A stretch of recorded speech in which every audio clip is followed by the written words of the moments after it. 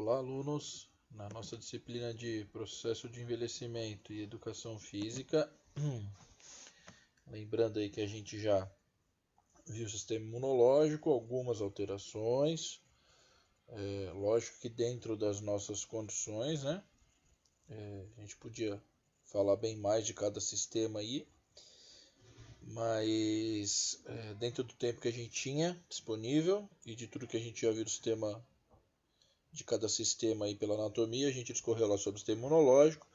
Na última aula sobre o cardiovascular, né, algumas definições, alguns conceitos, algumas regiões anatômicas para a gente relembrar, dar uma relembrada aí para todos vocês. E aí agora a gente entra no sistema cardiovascular, no envelhecimento do sistema cardiovascular, né? Envelhecimento comum, lembrando que a gente está vendo a senescência do sistema cardiovascular. Então, o que acontece com o idoso naturalmente, né? Aí depois a gente vai ter um quadro de senilidade, que é um quadro de doenças associadas ao envelhecimento, dependendo do estilo de vida do meu idoso, dependendo de outros tantos fatores genéticos. Enfim, vamos tentar entender um pouco o que acontece com o meu sistema cardiovascular com a senescência, né?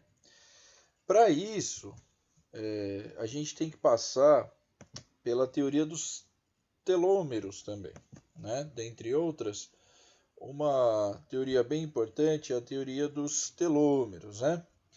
Lá no começo da disciplina, quando eu falei das teorias de envelhecimento, eu falei, mais para frente a gente vai discorrer sobre a teoria dos telômeros, para a gente poder entender o envelhecimento de alguns sistemas e o envelhecimento como um todo, né? Então, para a gente entender essa tal de teoria dos telômeros, né? E isso não serve só para essa nossa aula, mas é importante a gente saber isso, que é um assunto atual, né?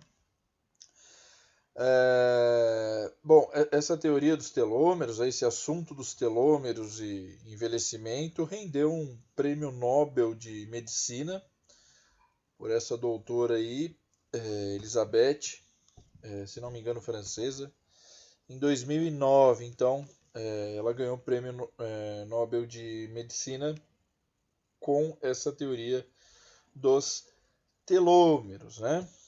Então, o que vem a ser esses telômeros, né? O que acontece com eles aí na senescência? Ele é responsável pela integridade, então, e funcionalidade, perdoe a erro de digitação, genética, né? Então, ele nada mais é do que como se fosse uma tampa de uma caneta Bic. E o que vem a ser a caneta Bic? Os cromossomos, né? Os cromossomos que estão lá no núcleo, né? Importantíssimos para síntese proteica e reparo, geração de novas células. A gente sabe que o núcleo é o responsável por isso, né? É no núcleo que eu tenho informação de apoptose, de quando vai ser a minha morte celular, todas as informações ali, e é dali que tem minha informação genética de DNA. Então, os telômeros, eles são essas tampinhas aí dos meus cromossomos, né? E aí, essa teoria que rendeu esse prêmio Nobel traz que o comprimento desses telômeros tem uma relação com o envelhecimento e com a senilidade, com o aparecimento de doenças. Então, a diminuição desses telômeros aqui compromete essa integridade e funcionalidade genética, né, dos meus cromossomos. tudo bem? E aí surgem outras tantas subteorias e estudos com a hipótese de, olha, isso aqui, se você fizer isso aqui, você vai aumentar telômero. Olha, se você fizer isso aqui, então aumentar telômero virou uma busca incessante no envelhecimento. Dito isso, o que vem então ser a teoria dos telômeros, né, propriamente dita. Então, o envelhecimento aí, ele se daria única e exclusivamente, se a gente pensar só na teoria dos telômeros, a partir do aumento da oxidação das minhas células, do processo de inflamação crônica, que é comum no processo de envelhecimento, o processo de glicação. Que coisa que é essa aí, glicação? Glicação nada mais é, como o nome já está sugerindo, excesso de glicose. Então, se o indivíduo lá teve maus hábitos com excesso de glicose, né, de carboidratos aí de alto índice glicêmico, né? Lembrando que carboidrato não é o vilão de ninguém se ele tiver na quantidade certa, né? Mas pensando em excessos, eu vou ter aí a minha glicação, né? Se a gente pensa em diabetes, por exemplo, não sei se vocês lembram, mas qual que era o melhor parâmetro aí de detecção, vamos dizer assim, o diagnóstico do indivíduo diabético tipo 2 ou não? Justamente a hemoglobina glicada, né? Então, ou seja, o que a glicose está fazendo lá com a hemoglobina que transporta oxigênio? Então, excesso de glicose, né, vai me trazer aí um quadro de hemoglobina glicada maior. Então, a glicose em jejum é um parâmetro para descobrir se esse indivíduo é diabético tipo 2, mas a hemoglobina glicada é um parâmetro bem importante, né? Além disso, o aumento aí também da tal da homocisteína, né? O que vem a ser a homocisteína? O acúmulo de homocisteína intracelular caracteriza aí um erro de metilação. Metilação, toda vez que vocês ouvirem esse termo aí, ele está relacionado a reparo, construção, a partir a partir do meu RNA e DNA. Então, pode ser síntese proteica, como eu falei, construção celular, né? Então, a homocisteína vai estar diretamente ligado a isso. Então, o aumento de tudo isso vai me trazer uma diminuição do comprimento dos telômeros, via também a diminuição de telomerase. Ai, meu Deus do céu, o que é telomerase? Telomerase é a enzima que vem aqui, ó, nessas tampinhas que eu estava falando para vocês. E para ele não encurtar, enquanto você é adulto, você tem aqui telomerase lá toda hora indo lá e depositando DNA aqui, reconstituindo e deixando esse comprimento dessa tampinha bonitinho aqui, íntegro, preservando a funcionalidade desse meu cromossomo, tudo bem? Como diminui com o envelhecimento da telomerase, eu não consigo mais ficar reparando essa tampinha e ele vai diminuindo e aí compromete a funcionalidade e integridade do meu cromossomo. Daí eu vou ter uma diminuição da capacidade de reprodução e um aumento aí da senescência celular, ou seja, células morrendo, né, acima do normal, células vão morrer e nascer. Está acontecendo isso no nosso corpo agora, mas um aumento dessa senescência, que é a característica do envelhecimento se a gente pensar, né? E o aumento do surgimento de doenças e a senilidade. Tudo bem. Mas e aí, telômero, sistema cardiovascular, envelhece, agora está tudo confuso. Então, para a gente tentar começar a entender aí o sistema cardiovascular e como ele envelhece, né? Dois eixos sustentam a senescência do sistema cardiovascular, beleza? E esses dois eixos são o estresse oxidativo e a inflamação crônica.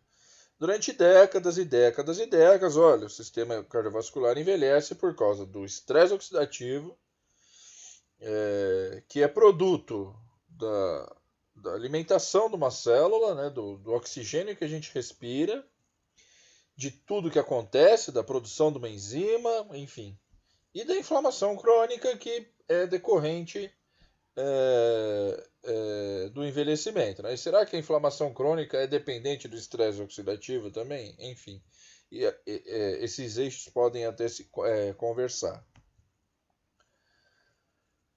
Mas aí, quando a gente pensa em sistema cardiovascular, o que eu fiz? Eu separei. Então, primeiro, vamos só falar do envelhecimento vascular hoje, tudo bem? E depois a gente pode falar um pouquinho das fibras lá do meu miocárdio, das câmaras, funcionamento de válvulas, enfim. Quando a gente fala então no envelhecimento cardiovascular, falando só do envelhecimento vascular, a gente tem duas situações: a disfunção endotelial e a rigidez arterial. Né? O que vem a ser cada um desses, né? E como eles acontecem, né? Tem uma imagem aqui que não é para se assustar, beleza? Mas que diz aqui de uma forma ainda simplificada, me diz aqui que a diminuição da expressão desses dois caras, né? Primeiro, deixa eu só deixar claro aqui, ó. Essa aqui é uma célula endotelial, tudo bem? É a célula do meu endotélio.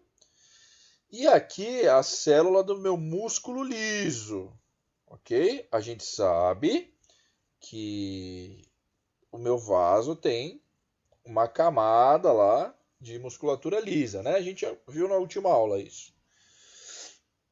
E aí, olha o quadro aqui do envelhecimento, que fantástico isso aqui, né? Então, como se dá? Então, a diminuição da expressão desses caras aqui, desses dois caras aqui, junto com aumento desses dois caras aqui que estão envolvidos, aqui a gente vai ter que lembrar lá do sistema renina, angiotensina, aldosterona, né? Que o produto final daquilo ali, por um lado, era o aumento de angiotensina 2, que é um vasoconstritor, né? Então, quando eu precisava lá, eu tinha a minha enzima conversora de angiotensina, convertia ela e fazia minha vasoconstrição. Quando eu precisava. Quando eu não precisava, então a gente tinha uma regulação ali, né? O que acontece com o envelhecimento? Aumenta-se o aparecimento dessa angiotensina 2 aqui, né? E daí eu tenho cascatas complexas que não convém dizer essas vias de sinalização, até porque uma via de sinalização, gente, como essa, tem cara que pega para estudar a vida inteira para tentar provar uma via de sinalização. A gente não vai ficar estudando via de sinalização, mas a gente tem que ver pelo menos como começa e como isso chega no meu músculo liso. Então, decorrente da menor expressão desses caras que aumentam a expressão de quem aqui, ó, verdinho, que vocês já conhecem, óxido nítrico, vasodilatador. Então, diminuição de óxido nítrico, peraí, óxido nítrico, vasodilatação. Tem diminuição? Então parece que eu não vou ter tanta vasodilatação. Ok. Isso aqui também, quem me traz é o quadro de inflamação aí, por exemplo, uma citocina como essa TN-alfa aqui, que é pró-inflamatória. Então esse quadro de inflamação também favorece, né? Esse quadro de inflamação favorece toda essa diminuição de óxido nítrico. Ok. Essa diminuição de óxido nítrico vai chegar aqui no meu músculo liso e vai desequilibrar, olha a balança aqui desequilibrada de vasodilatação e vasoconstrição. Ou seja, eu vou ter um quadro de vasoconstrição mais forte, mais pertinente do que vasodilatação. Também, por maior acúmulo de cálcio, né? Um desequilíbrio na balança aqui de cálcio. Também vou ter mais vasoconstrição, mais contração desse vaso. Vai pensando aí tudo que isso pode, o que tudo isso pode acarretar, desculpe. A presença abundante de angiotensina 2 também me dá um quadro. Aqui, ó, é um conjunto de tristes fatos aqui, podemos dizer, entre a célula endotelial e a célula muscular lisa. Vai me trazer aqui, ó, galera, uma diminuição de elastina e aumento de colágeno. Elastina, o que elastina faz? Ela dá elasticidade para o meu vaso. Aumento de colágeno. Colágeno, entre aspas, ruim, vamos dizer assim, marrom,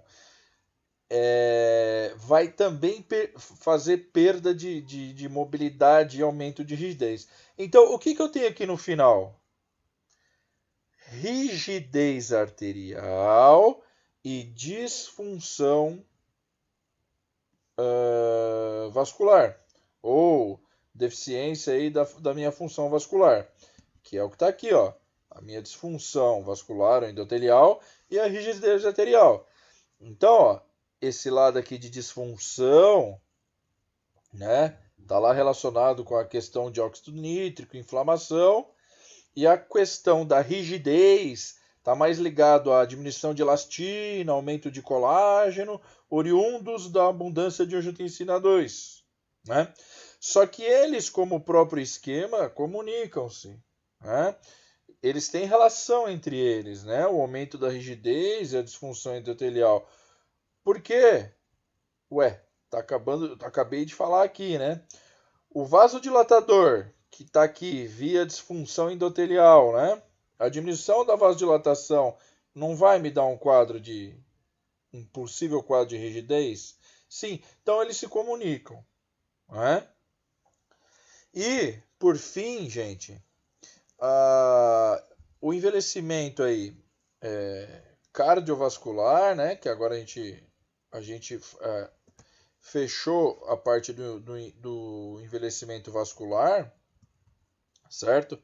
Dividido, só reforçando, com disfunção endotelial e rigidez arterial, né? A gente tem o quadro de envelhecimento cardiovascular. Então, para a próxima aula, a gente vai falar do envelhecimento cardio propriamente dito, né? E todas as influências que a gente pode ter em relação à parte cardio, a parte não vascular, a parte lá dos meus miócitos, tudo bem? Das minhas células do meu miocárdio, bem como câmaras, camadas interventriculares. Ou seja, o que será que acontece com o meu coração com o envelhecimento? E aí, no final de tudo, a gente vai colocar essa imagem aqui para a gente conseguir juntar toda a ideia. Mas hoje, o recado que eu queria passar para vocês era em relação aos telômeros, então, né? Os telômeros que são responsáveis pela funcionalidade, integridade genética, né? Sustentados pela telomerase, por essa enzima aqui, telomerase, que reconstitui meus telômeros ao longo da minha vida.